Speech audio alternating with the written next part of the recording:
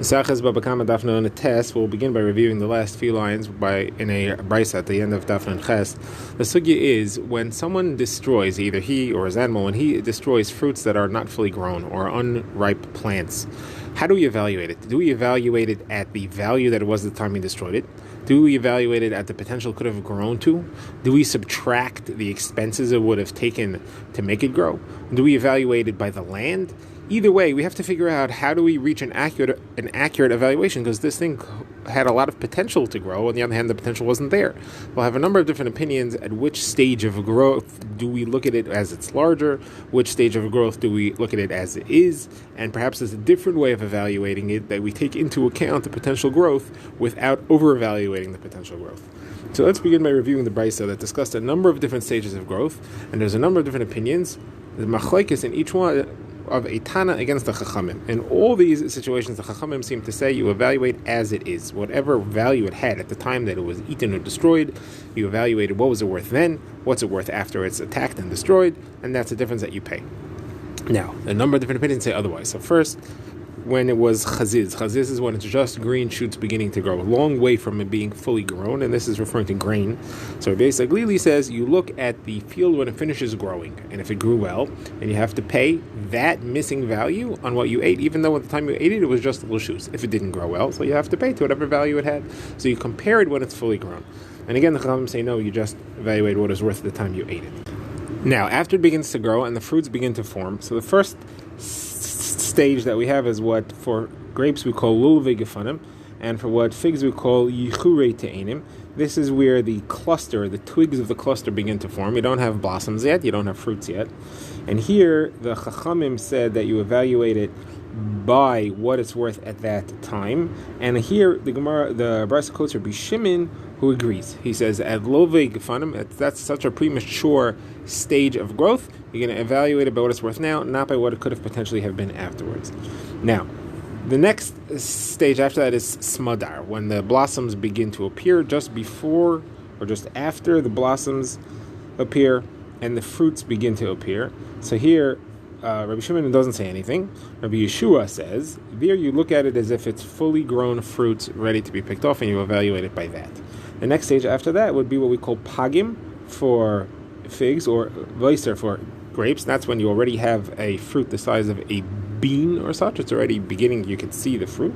And over here, Rabbi Shimon again, he says, here I argue on the Chachamim, here I say that you view it as if it's fruits that's ready to be picked off. And in all these, the Chachamim say you don't view any future growth, you just evaluate it as what it's worth right now. Now, the Gemara now focuses on each shita one at a time and explains or asks kashas on each one. So first one we have is Rabbi Saglili. Rabbi Saglili had been discussing shachas. So the Gemara says Rabbi Saglili is saying you look at future growth. The Gemara says based on this, now we have a new pshat in a Gemara that we had way back in Davav. The Gemara in Davav had a machlekes between Rabbi Shmuel and Rabbi Akiva. When the Torah says that a mazik pays, when the Torah says about the paying for hezek, it says meitav sadeyu. Meitav Karmi Yishalim, you have to pay from the meitav, from the best of his field. What does it mean? Rabbi Akiva says, talking to the mazik, saying mazik, you have to pay from your idis. Not that a different value, but the selection of field that you use to pay has to be from your highest quality. Now, Rabbi Shmuel disagreed. Rabbi Shmuel said it's talking to the nizik, and it's saying that the nizik gets paid an equivalent to his best things. You have to pay the best of the nizik. And the Gemara over there said, why should I pay the best of the nizik if I didn't eat the best of the nizik? If I ate the nizik's low quality fruits, I should pay for low quality fruits. Why should I pay for higher quality fruits? So over there we had explained, we were talking about where was the suffix. We didn't know which ones were eaten. We have different types, so we say you pay the highest. The Gemara now says, now we have a different pshat of what Rabbi Shmuel meant when he said you pay the best of the nizik. That pshat is shver, the old pshat, because if you have a suffix, if what your animal ate was high quality stuff or low quality stuff, pay low quality stuff, because if the nizik wants to collect high quality stuff, he has to prove that that's what was ruined. So therefore, the pshat we want to say now is that what it's referring to is you have to pay the meitav, the best, meaning in the best stage of growth. You have to pay how much it would be worth when it reached its full growth potential, even though it's not grown yet. And that's what basically is saying here. Basically is saying, even though the time that you ate it, it's not fully grown and it's worth much less, but you're also ruining the potential of growth, and therefore you have to pay for that. And that's pshat in Rabbi Shmuel. Gemara wants to say Rabbi Shmuel is saying like Rabbi Saglili. The Gemara now wants to analyze the next opinion, that of Rabbi Shimon ben Yehuda, in the name of Rabbi Shimon, and compare it to Rabbi Yeshua. So remember, we had three levels of growth. We had Yichure Te'enim and Lulve Gifanim. That was the earliest level. Then we had Smadar. Then we had Pagam Oivoisar.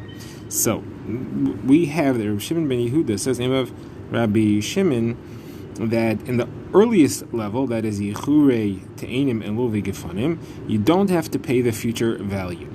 Now, the implication is that anything further along, such as Smadar or Pagim Habarsa, you would have to pay the future value. But then the next thing that Rosh Yehuda says is that Pagam Habarsa, you do have to pay the full value as it will be worth when it's fully grown. That implies that anything earlier than that, such as Smadar, you would not have to pay the full value. So we have a contradiction then.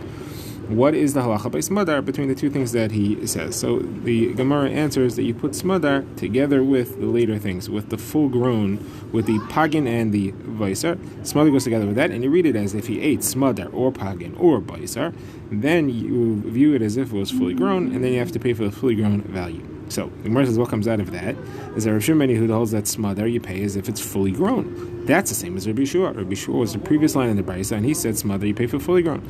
So why is there separate opinions? Rabbi Yeshua and Rav Shimon who quoted, they both say the same thing by Smadar. So my answer is the difference between them is, do you deduct from it the loss of value that the grapes will take out of the grapevine? The growth of the grapes extracts nutrients and liquid from the grapevine, and the grapevine itself drops in value. So the vine itself, before the grapes are grown, had a greater value than it'll have afterwards. So do I have to deduct that? And that's the machlekes over here. And it does. The Brisa didn't explain the difference that we have here. So says Abaye, no, actually the Brisa did explain the difference, and Rosh ben Yehuda is the one who says that you need to deduct that amount, and we see it very clearly in a different Brisa. It doesn't say it here, but it says it somewhere else.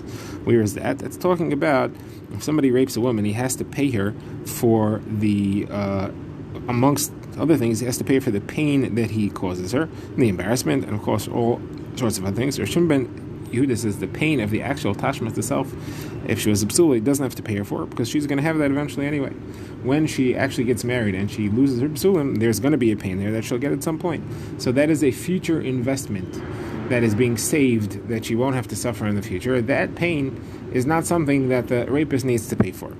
And on that, they responded to him and says, no, the pain of a forceful tashmish is nowhere the same as a consensual one, and therefore he does have to pay for the extra pain that he causes in that situation. Now, what we see from here, though, is Rav Shimon Manasseh is saying is you deduct any future expenses from the amount that you need to pay, and that's the same thing that we're saying here as far as the future value of the grapevine after the grapes are grown from it. Now, Abai continues, and he says this Yisod you find in two other Tanaim as well, and that's Rabbi Yossi and Ben Azai. They are discussing where a woman gets struck by someone else and she loses her vlad, and they have to pay the value of the vlad. So the question is, do you deduct from that the other expenses that the pregnancy would have had? So Rabbi Yossi says you have to pay, you deduct from that he needs to pay, you deduct the amount the husband would have had to pay for a midwife, because by the fact that she lost the vlad, she doesn't have to pay for that, and therefore that's an expense that is actually saved, so you deduct that from the damages that he needs to pay. But as he says, you deduct the extra food she would have had to eat in to get through her pregnancy and birth. Now, says the Gemara, the food one is less of a chiddush, and everyone would agree to that. They'd have to pay for the midwife, that is a chiddush, and Ben Azai wouldn't agree to that, because the man could say, my wife doesn't need a midwife, she knows how to give birth on her own. Okay, bottom line, we need to figure out how we evaluate a situation where you have unfully grown, or even if you have fully grown, how is the valuation made? How specific do we get? So the Gemara is not going to get into the halacha. Somewhere says there was an incident that happened, and Rav Papa and Rav Huna Beit Rav Yeshua, Paskin like Rav Nachman, who said that you evaluate by 60 times the size. You take a 60 times greater area, evaluate that, and divide it by 60, and that comes out to a much smaller number than had you just evaluate the part that was eaten by itself. A different version of this is that Rav Papa and Rav Huna Beit Rav Yeshua evaluated in a small tree, in a small area of land. That's how they evaluated the tree itself. Says the Gemara, what is the halacha? The halacha is like Rav Papa and Rav Huna Beit Rav Yeshua in an Aramean fig tree or date tree, which is of a low quality. However, if it's a high quality date tree, like a Persian one, there the halacha is like the Reish Galusa, which we saw in the last daf, that you evaluate the tree, just the tree itself. The Gemara now brings a related incident. The Gemara says that there was a Talmid Chacham by the name of Eliezer Ze'ira who was seen in the street wearing black shoes. Apparently black shoes was not the minig then, and he was walking around the streets of Nahardal like that, and the man of the Reish Galusa, who was in charge of the Kehila, asked him, "What are you doing? Why are you wearing these strange black shoes?" He said, "Because I'm in Avelis, it's a minig Avelis, I'm mourning over Yerushalayim." Now that sounded like he was bragging. He was saying that I'm such a high madrega that I can do public mourning over Yerushalayim. So they said to him, you're chashuv enough, you're respectable enough to be mourning publicly over Yerushalayim. And they thought he was therefore being a braggart, and therefore they locked him up. So he said to them, "No, I am a great individual, I'm on a high level, and this is befitting for me." So they said to him, "How do you know? Prove it." So he said, "Okay, either you ask me a question and see if I can answer, or I'll ask you a question and see if you can answer." So they said, "Okay, you ask." So he asked, "What's the halacha if somebody cuts off someone else's kufra?" Kufra is the stage of voisar, and pagim is that same stage of growth in the dates. Tamarim is called kufra. So if he cuts it at that stage, how do you evaluate it? So they said you have to pay for the kufra. He cut kufra, he pays for the kufra. So he asked him, "But what do you mean? But it is going to grow into the dates until he ruined it, and now it's not going to grow into dates. You should have to pay for dates." So they said, "Okay, you're right. Let him pay for dates." So he said, "But what do you mean? But he didn't ruin the dates. Why should you have to pay for something that he didn't destroy?" So he said, "Okay, you tell us." So he said, "You evaluate by shishim. You multiply it by 60. You look at an area of land as 60 times that value, and therefore that includes when a person buys the land, he has in mind the potential of future growth that it has, but not fully because there are other factors to take into account, so it evens out to some extent. And then you divide by 60, and that's how much you have." So the Gemara says, how do we know that they said to him, that is the men of the Reish Galusa said to Ezra, how do we know that the halacha is like you? So he said, "Look, Shmuel is alive, and his Veis didn't exist. Go ask him." I sent a message to Shmuel asking what's the halacha, and he said, "Very good. Let him go free. He is indeed on the madrega." Okay, the Gemara now refers back to our Mishnah, and it discusses the last line on the same topic, where Reb Shimon had said that we said you evaluate by a larger area of land that's only not fully grown produce. If you have fully grown fruits, you just evaluate those fruits themselves, even though they're still in the tree. So Gemara, what's the reason? Because the pasuk that teaches us that you evaluate the land, how much land was worth before and how much is worth after. You don't evaluate the actual fruits he ate. That pasuk says ubir b'stei acher, and that's from where we learn that it's the field you evaluate, but it's only something which requires the field. It's still part of the field. Here, it's not picked off, but it's not in the field anymore. It may as well be in the store. It doesn't need the field anymore. Therefore, you don't evaluate it by the field. You just evaluate it separately as if it was already picked off. Okay, now says the Gemara of Huna Bar Chia said, in the name of Yirmiyah Bar Abba, Rav did the following thing. He paskind halacha lemaisa like Reb Shimon. That means that he taught his talmidim to say like Reb Shimon. However, when he judged like Reb Meir. So what does that mean? So what are the examples? What is this referring to? So the Gemara says the fact that he judged like Reb Meir is referring to a brisa about a woman who has a ksuba, and the ksuba is supposed to be collected from certain land that her husband owns, and she signed over the rights to that land to someone else, meaning she was meichel her lien on that land to collect her ksuba. Now, generally she could say, "I didn't mean it, and I wrote that I only said so because I wanted my husband to be happy with me, and therefore it's void." However, if she did it twice, in the first one she never completed the deal, the second one she did complete the deal, so says Rabbi Meir, she no longer has that taina, because the fact that she didn't complete the first deal shows she didn't care so much what her husband thinks. And the fact that she completed the second deal shows that she really had the das to complete the deal. She wasn't just doing it to make her husband happy with her. That's what Rabbi Meir says. Refuted disagrees. He says, no, she could still say, "I was just trying to make my husband happy, but I didn't really mean it." So there, Rav Paskin like Rabbi Meir. Now, that he taught halacha to his talmidim of Reb Shimon, that's referring to our case, the Mishnah, where he says that if you ate whole fruits, then you have to pay for whole fruits, whether it's a sa, whether it's 2 sa, you have to pay the full amount that you had there. Okay, now we're going to get to our next Mishnah. We'll have a brief Gemara. It's a short Mishnah, short Gemara, and then another short Mishnah. So the short Mishnah, and these two Mishnayos, we've already seen it earlier in the Masechta and discussed at length. Mishnah discusses somebody who brings fruits into somebody else's land. So it says if somebody makes a dish, he piles up grain in someone else's field without permission, and then the owner of the field's animal comes and he eats it. So the owner of the animal, the owner of the field, doesn't need to pay for it because the person didn't have rights to put it there. If you put your things in my property without a permission, you don't collect if something happens to it. Now, what if the animal got injured by eating too much? So the Mishnah also paskins that the one who put it there without permission has to pay for it.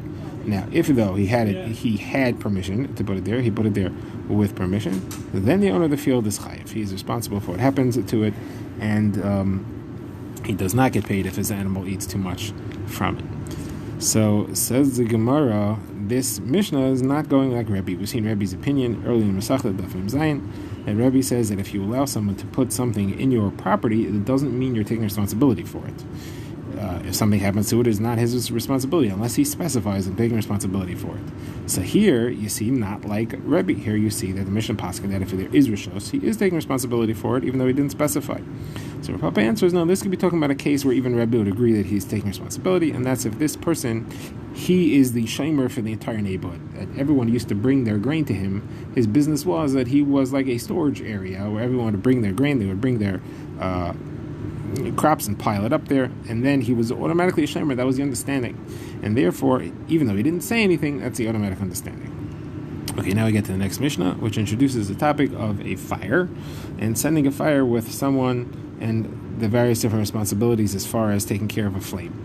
So Mishnah says if somebody sends a fire in the hand of a cheresh sheit of a katan, in Dine Adam, we can't be mechayev you because it's not your responsibility what happens with it. However, in Dine Shemaim, you did cause any potential fire that starts because of that, because these people cannot take care of it, and Dine Shemaim, they'll be mechayev you. So this is what you call a grumma.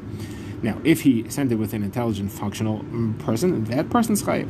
If he didn't take care of it properly and it started a fire, the one who sent it, it's not his responsibility, it's the one who was responsible for it, he took it, it's his problem. Now, what happens, says the Mishnah, if multiple people bring supplies that creates the fire? So, the rule will be that the last one is chayiv, because the ones before didn't do anything. The one who comes later is the one who completed the scenario in which the fire got out of hand. So if one person brought first a fire and there was no fuel, and someone else brought wood, and the one who brings the wood is chayiv. If someone first brought wood and put it down, and someone else brought a fire, so the one who brought the fire is chayiv. Now, what if one person brought fire, one person brought wood, and then someone else came and blew it into a flame? He fanned the flames. And the one who brought it is chayiv. Let's say one person brought wood, one person brought fire, and then it took the wind to actually start a fire. Everyone's putter because it's the wind that is responsible for what happened afterwards. Okay, now says the Gemara, discussing first of all the case of the cheresh shaita and the katan. The Gemara has a machlekes. What did you give him exactly? Rish Lakish says the name of Chizkiah. We're talking about where you gave him a coal, and the cheresh went and fanned it into a flame. You did not have to expect that he's going to do that, and therefore you're putter. However, if you gave him a flame, you are responsible for it because you gave him something which is very likely to end up getting out of hand. Now, Rabbi Yechon disagrees. Rabbi Yechon says even if you gave him a flame, you're putter because it's still his own building of the flame. It's his own fanning of the flames that caused the issue here. The only time you're putter, the only time you're chayiv, that is if you give him literally everything he needs to create a huge fire. You give him thorns, you give him kindling, you give him twigs, then you're clearly the one who's responsible for it, and the fire that comes as a result is your problem because you gave the cheresh to be katan.